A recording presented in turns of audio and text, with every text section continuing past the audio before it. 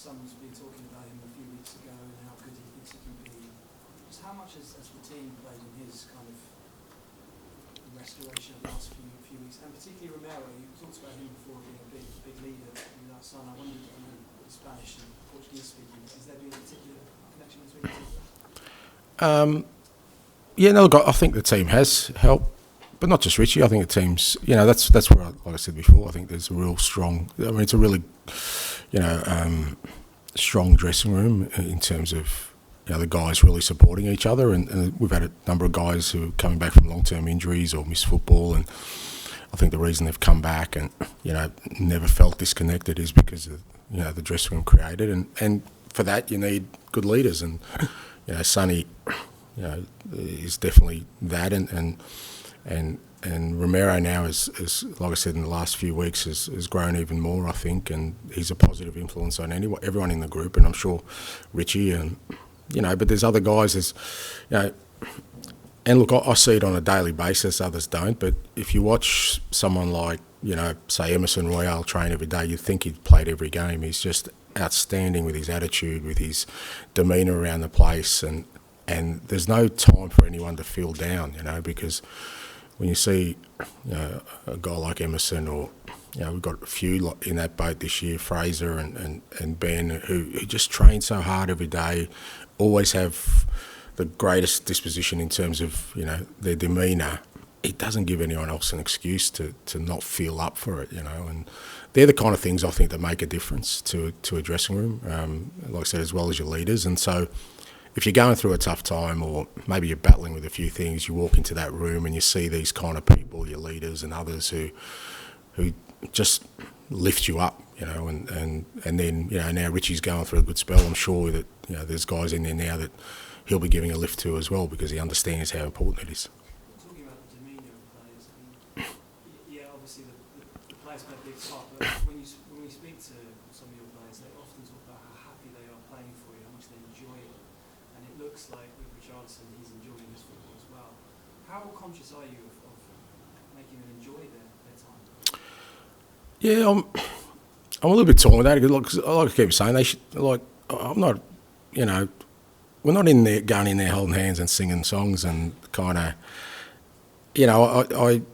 I just think, it's how you define the word happiness. I think my responsibility is to provide an environment for them to fulfil their dreams, and that doesn't mean that I'm always going to, be cheery around the place, or I think sometimes that requires me to show them the way forward, and that way forward sometimes is tough. It's not about, but hopefully they get enjoyment from seeing themselves improve, from seeing themselves, achieve things, from seeing themselves being part of something special, and that's the kind of sort of happiness that I want. I just don't want players. I'm really sort of wary of that, actually, that, if I sense anyone's getting too comfortable, it just, that sort of disturbs me more than anything else, and I feel like I need to give them a bit of a push along, but like I said, depending how you define happiness, I do think that, my role is to, like I said, give them a sense of purpose. It's like, for all of us, mate, if we can, if we've got people around us who love us and they're all healthy and we wake up with a bit of purpose every day, then I think we should all be pretty happy and thankful for what we've got. Just finally on Johnson, 7 goals in 7 games. And you mentioned that you think he can play better and get even better. Is he making a pretty good case at the moment to be the long-term answer at centre forward? Yeah. And in my best 11, is that what you're saying? It's talking point. People wondering if Spurs will one day bring him more strong. Yeah, look, I've never thought in those terms, because I just think if you do, then, like I said, again, you box yourself in. What I do want is, for Richie to keep improving and keep it, developing his football and becoming a real, force for us, and then we'll see where that takes us, because as this year alone has shown us, whatever plans or designs I had about what kind of formation I'm going to play and which players are going to play a part of that pretty much went out the window after the first 15 minutes of Brentford, when You know, Romero gets concussion and I'm going to make a change. So you can't, I've never thought in those terms. Like I said, for me it's about trying to get players to fulfil their potential, and with Richie I still think there's growth there. And if he keeps growing, well, we, the football club, will be the beneficiaries of it. Ange, hello. Can I ask you a bit more about James Maddison? Yep. A bit related to your happy talk with Charleston, probably, but some players just seem to have a negative inspiring impact on lifting the stadium, and he got a great reception when he came back. Why do some players do that, and why does James do that? Look, I guess, look, he is one of these players that, he's exciting to watch. I think, you know, he's a very creative player, and invariably, you know, supporters for the most part, you know, love those kind of players who, you know, are a little bit different and can do something a little bit different on the football field. Part of it's just the way he carries himself. You know, I think Matters, you know, likes to be, for want of a better term, in the spotlight in the right way. You know, he doesn't shy away from that responsibility that, you know what, I'm in the team to kind of create and be a force, and he embraces that. And I think, again, supporters enjoy that, watching one of their own sort of stand up in that kind of environment. So I think it's a combination of things, and he's just a lovable little rogue, mate, apparently. Is he like that around the camp? Yeah, pretty much. Yeah. He doesn't mind a moan, and like I said, when he was injured, he wasn't great, but he's very upbeat guy, and you know, he's not short of a word, which is not a bad thing. I think characters like that and personalities like that are really important in a dressing room, provided they back it up on the field. And for me, that's always the ultimate measure, and he's more than backed that up out in the field. I know you're going to tell me England's not your problem, but we've always had a difficult relationship with what you might call flair players in the national team. They haven't always been given a sort of fair run, or some admirers might, but anyway.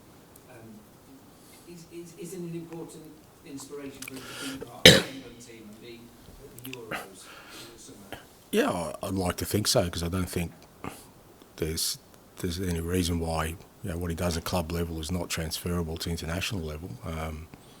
But again, yeah, that depends on sort of the team structure and, you know, the other players in the team, because there's always got to be, in whatever side you have, there's got to be a chemistry there. You know, you can't have, as much as, you know, there might be a universe where that exists, you can't have 11 James Maddisons in your team. You know, you need other kinds of players, other different types of players. That's the beauty, that's the chemistry we're all after, you know, where you've got a little bit of everything in your team. So that's always a challenge for every manager is, you know, sometimes how do you fit all these pieces so it makes a beautiful puzzle at the end of it. And, you know, sometimes we try and jam these pieces into spaces they don't fit. John? It's very unusual to see Tottenham as the biggest spenders in a transfer window. It's almost a parallel universe. In the smaller spending window? There's a bit of context there. Yeah. Do you see this as the fact it's a levelling playing? Come on, mate. Come on, mate. Don't tell me I bought my way to the top because I spent. That's what I'm saying. Is it the perfect opportunity for a big club like Spurs that has been sensible in the future? Yeah, look, You've got an advantage now that others. I think all those things are an advantage. Whether you got £1 or £1 billion, it's how you spend it. I really do. I have no issue with clubs that spend a lot of money if they get it right.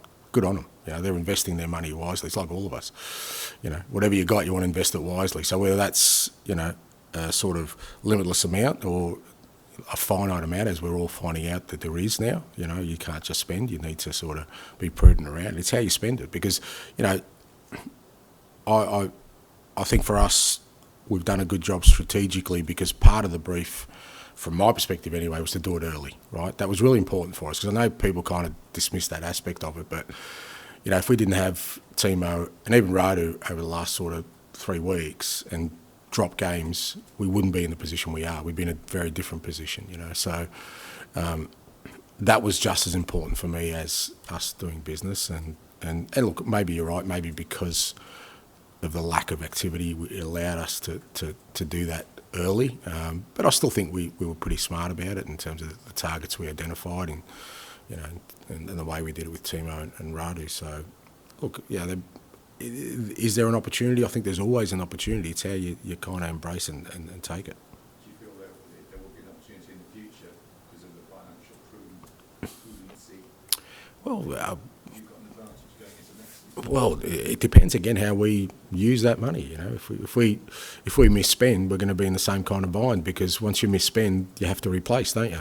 And you can't. So it's not, like I said, it's as much about how you spend it as it is what you spend, because one mistake now, particularly with financial fair play, one mistake costs you more than that, because you've got to replace that player.